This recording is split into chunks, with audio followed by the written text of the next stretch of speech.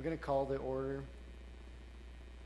public meeting for Block 84 and 86, Alder Road, Coburg, Parkview Hills to order. This public meeting is for the notice of a complete application for approval of amendments to the official plan and zoning bylaw and a draft plan for subdivision for Block 84 and 86, Alder Road, Coburg, LeBlanc Enterprises, Parkview Hills. At this time, I would ask if there's any declarations of interest from members of council. Seeing none, we can proceed. At this time, I will ask the municipal clerk to verify the notification procedures.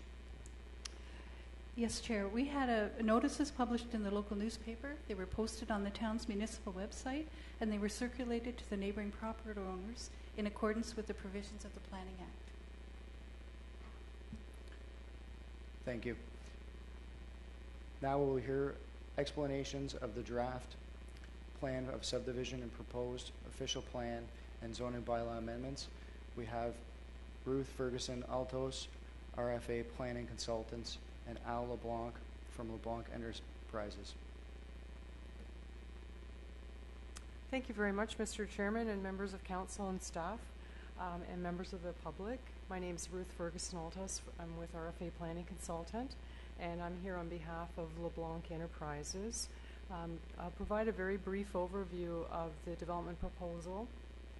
Within your agenda package, you have the planning report that we prepared, as well as the staff report. I don't propose to go through that in detail, but just provide a very quick overview of the Alder Road project.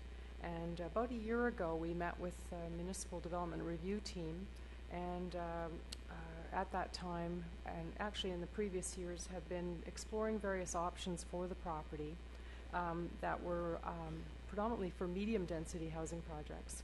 But about a year ago, we went with the proposal for a low density subdivision with a semi-detached block as well.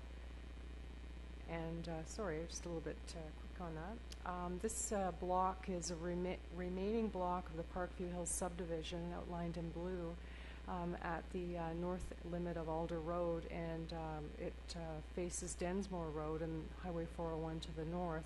About a year and a half ago, there was a very minor application for a semi-detached and a single detached lot that was just on either side of the boundary of this small subdivision, which yes, thank you. So right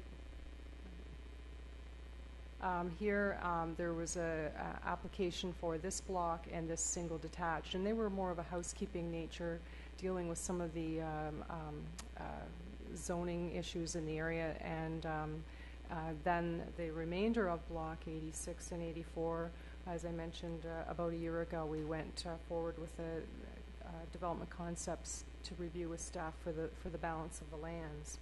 And at that time, the staff advised that they supported the concept for a small court, which I'll describe shortly, but that there were a number of studies that we had to do and prepare to support the application, namely a noise study, a servicing review looking at sewer water and stormwater, a planning report, and a tree inventory.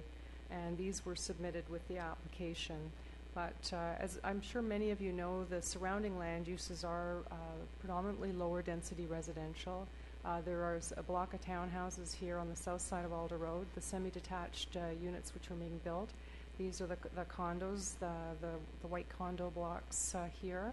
But there's a sort of a mix with rural residential uses here that are developed on larger lots. Just on to the east of the property, particularly the Bell residence. And this area to the south of the property is developing with single detached homes as part of Parkview Hills. This is just a copy of an excerpt of the draft plan of subdivision, and it proposes 9 single detached lots around a very small court, which we're calling Alder Court, extension of Alder Road. And so these are lots that are 15 meter, 50 feet of frontage. They're somewhat larger because of the lot depths are larger facing Densman Road. And there's one block here for an additional semi-detached building, which would have 2 units, which would carry on the development of the semi-detached along Alder Road. This is just a summary of the 11 units in total, and with respect to the breakdown of the various areas assigned, predominantly it is for low-density, single-detached dwelling units.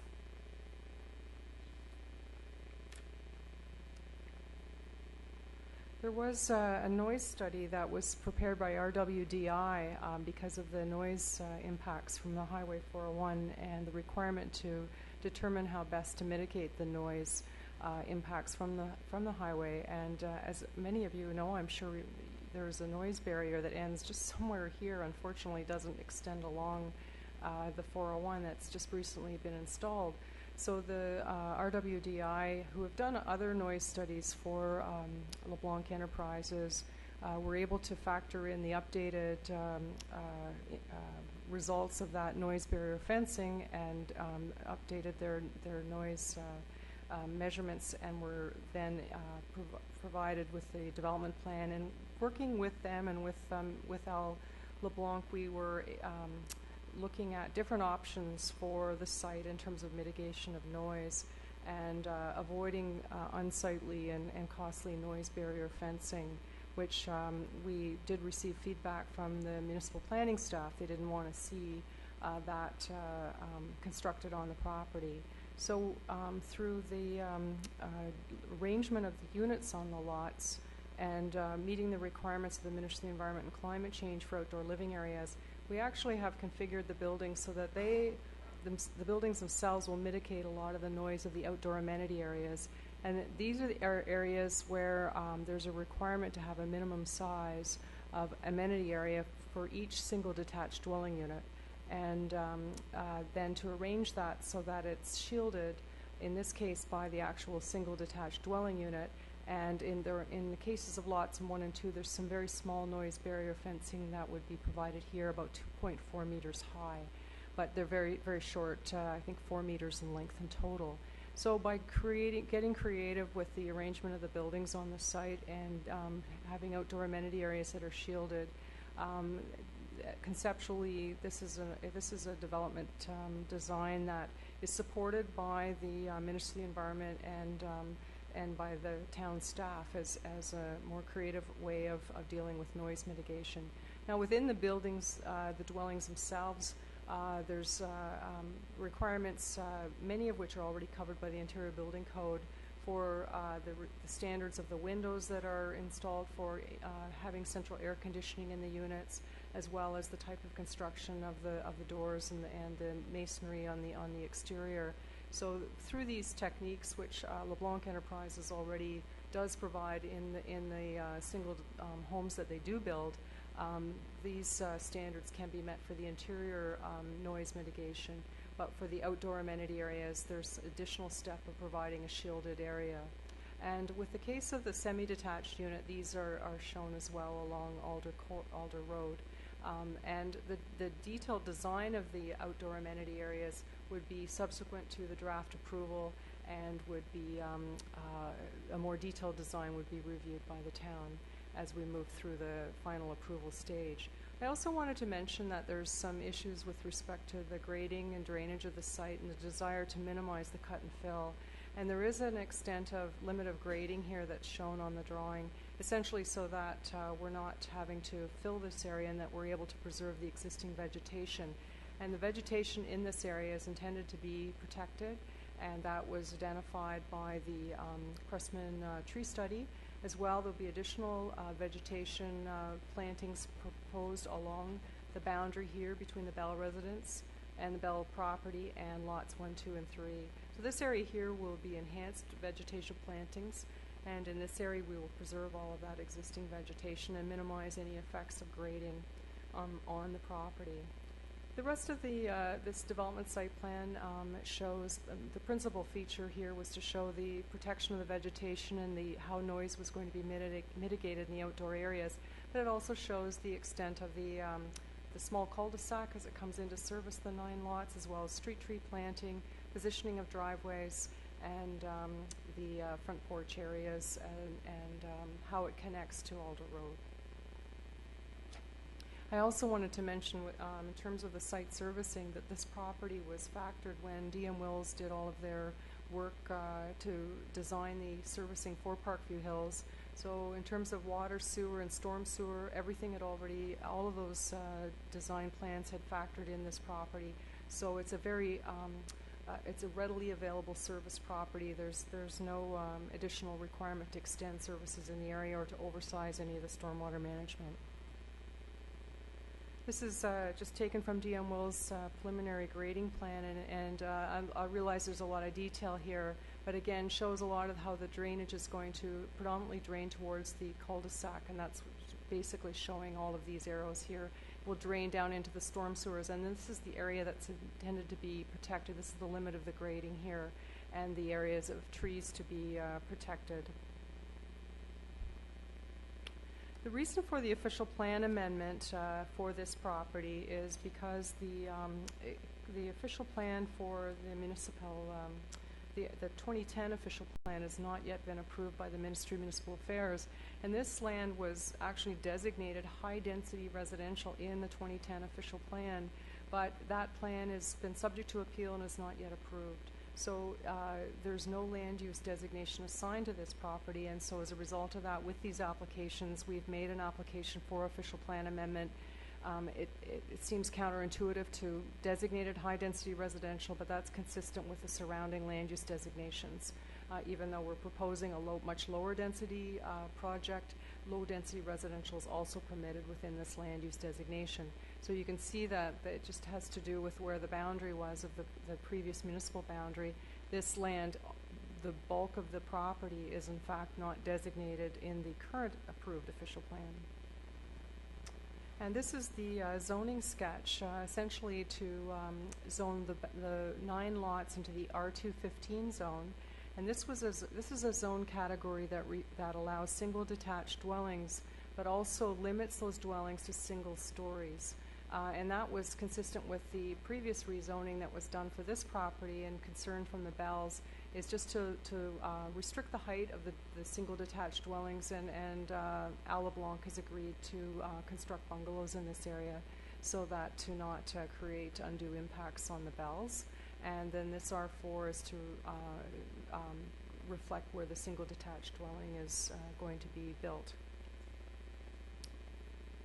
So there is a lot of information on our planning report that goes through in detail the provincial policy statement and the official plan policies. With respect to the zoning, other than restricting the height of the building, there are no special provisions required, and it meets and exceeds all of the Cobourg zoning bylaw requirements for both the semi-detached and the single-detached. So we're not seeking any site-specific provisions. As I mentioned, the lots are oversized compared to what's required in the zoning bylaw, which reflects the fact that we've got some grade changes and some vegetation areas to protect. So with that, I would like to conclude, and I'd be happy to answer any of your questions, and Al LeBlanc is here as well, and we're both open to any questions you might have. Thank you. Are there any questions or for clarity from members of council? Councillor McCarthy. Yes, Chair Burkett, through you to, I guess, Mr. Franklin. I always understand with these public meetings, this is just about a zoning amendment. We don't get into the actual site plan at this point. Is that correct? Through you, Mr. Chair, that's quite correct. Okay. Councillor Darling. Yes, Chair, through you. I'm not sure if to the consultant or Mr. Franklin. The treed area at the back where you say it's protected, will there be some sort of easement on that? Or can the homeowner come in at a later date and cut that all down if they so choose? It would be governed by the tree bylaw of the municipality, so perhaps I could refer to Rob to answer that in more detail. Mr. Chair, in this case, there would be provisions in the subdivision agreement that we registered on each property that would require in the offers of purchase and sale there'd be specific clauses worded to that effect. rather than specifically an easement over those lands, that it would identify those portions of the property for tree protection. The tree protection bylaw would kick in to give a little bit of teeth beyond just an agreement in the subdivision that not all landowners actually read. Thank you. Are there any other questions from members of council? Seeing none, thank you. Thank you. At this time, we have a planning report from the manager of planning, Bob Franklin.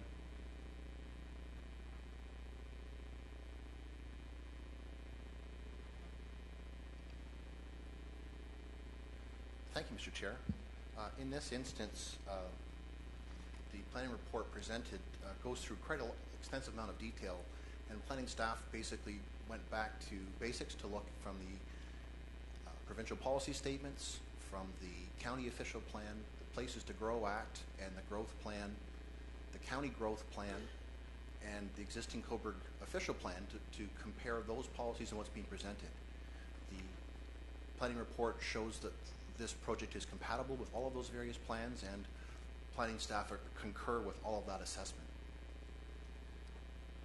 One point I wanted to just reflag as well that was raised was the grades from this top corner over to the far east side of this site. There's approximately 5.5 meters, or about 17, 18 feet of fall from one side of the site to the other, which really, the lower density project specifically has much more room in between the houses and how they've been laid out, that there's opportunity to deal with grade changes both on the site and between homes, which compared to other forms of medium density housing will be much more challenging to deal with, and specifically, as raised previously, is really trying to protect some of the views and vegetation, the views of the neighbor and the vegetation that's here, again providing that buffer.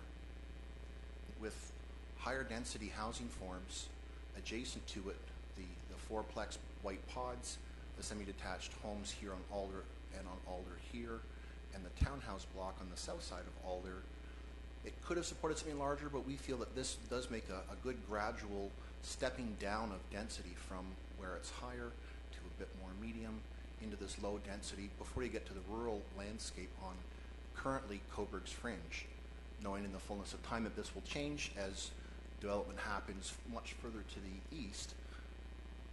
However, that could be quite some time. This is all fairly sensitive environmentally in terms of the headwaters of Midtown Creek. There's a cold water brook trout stream that starts in that general area. It flows directly down to Nickerson's Woods, which is a 42-acre natural park currently held by the town of Coburg. It may be expanded into acquiring more of these lands in the fullness of time. It makes sense to try to protect that area with lower density housing forms and not putting strain on the stormwater management system with something larger, that this small site can flow into that storm sewer on Alder Road down to that existing pond and have all of those things dealt with. We feel that this project is very much a compatible step down of density from the existing lands to the west. Even though it's being designated higher density, that specifically talks about compatibility with adjacent lands. And in this case, the adjacent lands are lower density. And as the previous planner has mentioned, this makes sense in terms of following through with that, both in its zoning and in this particular building form. These would all be custom homes to deal with this protected noise attenuation area to meet the Ministry of Environment standards, with not having a large, anywhere from 8 to 15 foot high barrier fence, which would have been required. This will have a bit different design. They won't be the standard LeBlanc homes that you see elsewhere along Alder Road, but more like some of the previous phases where there's some very specific custom homes that LeBlanc Enterprises is known for to be built in along this area. This will be a logical extension of Alder Road into Alder Court, with these homes appropriately numbered and tied into that. This whole subdivision area had previously, as part of that secondary plan, had already donated public lands in terms of the 42 acres of Nickerson's Woods, as well as the also acquired lands. You can't quite see it off the bottom of this image, where Ashland and Ivy come together, and there's that small parkette in that neighborhood that these folks could walk or ride their bikes to in along the Parkview Hills neighborhood. There's double sidewalks on Parkview Hills Drive. That's a major collector road. Alder's more of a crescent. It's a local road. It has a sidewalk on one side of the street. All of those folks would just hop across the court onto that sidewalk and be connected in the rest of the town system.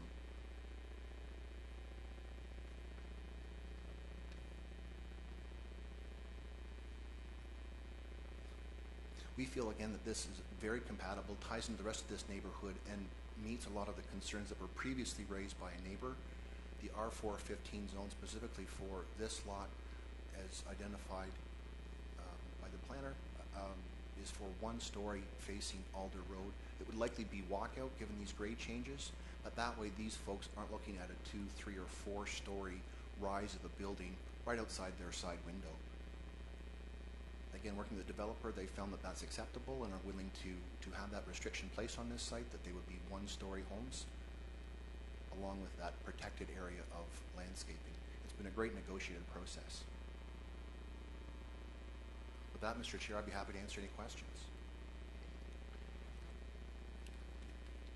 Thank you, Mr. Franklin. Are there any questions from members of council? Seeing none. At this point, I'd like the municipal clerk to outline submissions received from applicable municipal advisory committees. Yes, Chair Burkett, the Planning and Sustainability Advisory Committee met and they passed the following motion at the May 23rd, 2017 meeting. It was moved that Council be advised that the Planning and Sustainability Advisory Committee has duly considered the applications by RFA Planning Consultant Inc. on behalf of LeBlanc Enterprises for approval of amendments to the official plan and zoning bylaw and a draft plan of subdivision for the 0.98 hectare property on parcel of land on Alder Road, and further that the Planning Sustainability Advisory Committee endorses the conclusions of the planning report dated May 18th, 2017, and that motion is now a resolution that was carried. Thank you. At this point, we're going to take public submissions and requests from all person addressing the public that they state their name and address for the official record of the public meeting. At this point, I'd like public submissions in support of this development.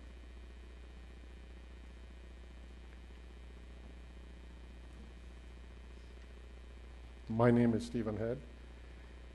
I live at, my wife and I live at 1292 Alder. We are 3 lots south of this proposed area.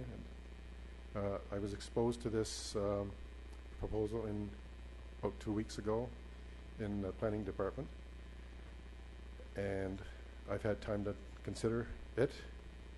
I consider it to be inspired and a real asset to our neighborhood. Thank you.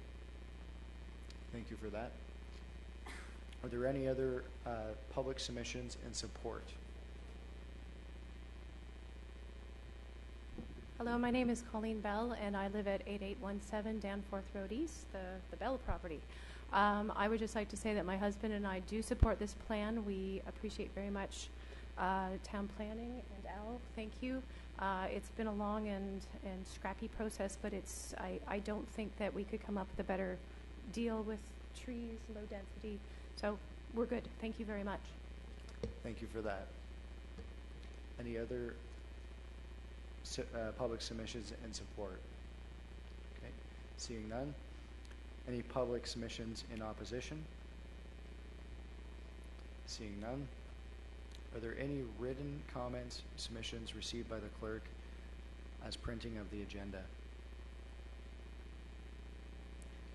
Defer to the planner for that. Sorry, Mr. Chair. In this instance, we've received comments from Minister of Transportation, Canada Post, Hydro One, all with no comments or concerns. All internal departments, building, planning, engineering, public works, town parks, conservation authority comments have been addressed in through the development review team submissions and moving forward of this project. Thank you. Written comments received by the planning department and agencies. That's great. Would the applicant like to respond? Okay. Thank you, Al. So further notice, all persons requiring notice of passage of the proposed official plan and zoning bylaw amendments and draft plan of subdivision are to advise the municipal clerk of their names and their address to ensure receipt of notice. I'm going to a call for adjournment. Councillor Darling.